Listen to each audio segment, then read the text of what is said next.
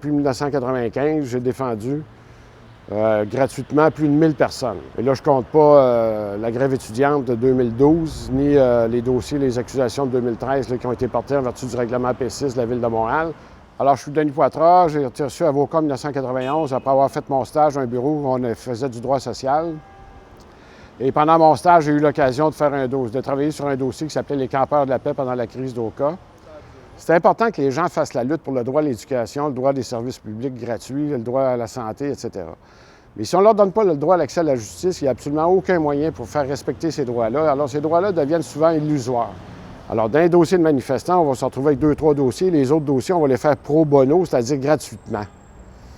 Alors, on va prendre, s'il y a 30 accusés, on va en prendre 20 ou 25 sur le bras, là, gratuits, et on va les défendre quand même.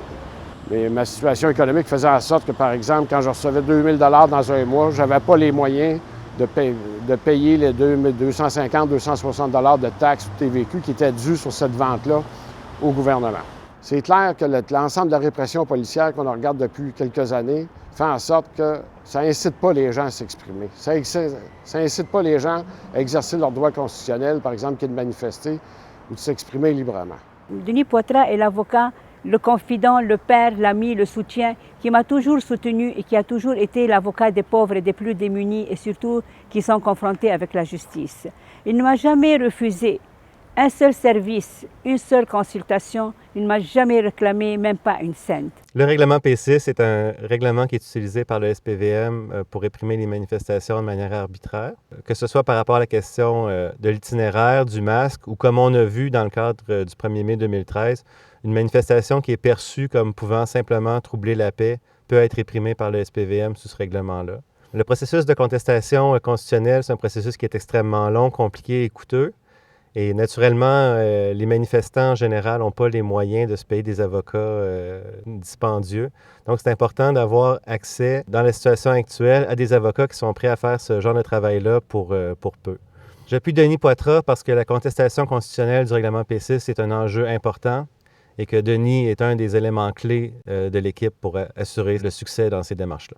Malheureusement, au Québec, depuis le milieu des années 90, on a eu une des sociétés, en Occident en tout cas, où la répression policière politique, à caractère politique, est la plus sévère, la plus généralisée, avec évidemment l'exemple de la grève étudiante de 2012 où on a atteint des sommets, mais c'est un phénomène qui existe vraiment depuis le milieu des années 90. L'arrestation de masse, évidemment, est particulièrement problématique d'un point de vue politique, parce que, premièrement, c'est des centaines et maintenant des milliers de personnes qui ont été arrêtées simplement pour avoir manifesté dans les rues de Montréal.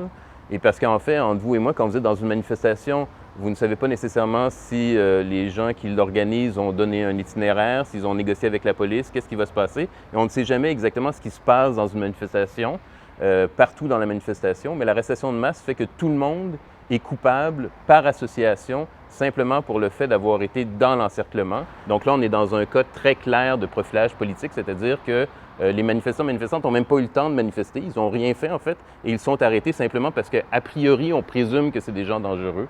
Et donc là, c'est tout à fait évidemment discriminatoire.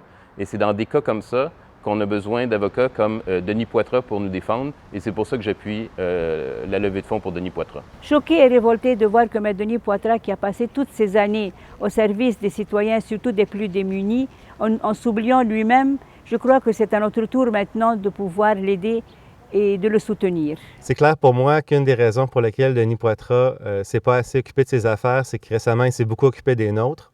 Alors pour moi, c'est un juste retour des choses qu'on s'occupe un peu des siennes pour l'aider à retrouver rapidement son droit de pratique, puis l'aider à nous aider à nous défendre le plus rapidement possible.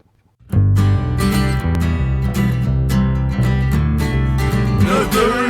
289-9995, le 289-9995, le Grand Poitras pour vous représenter, vous signalez le 289-9995. Denis Poitras.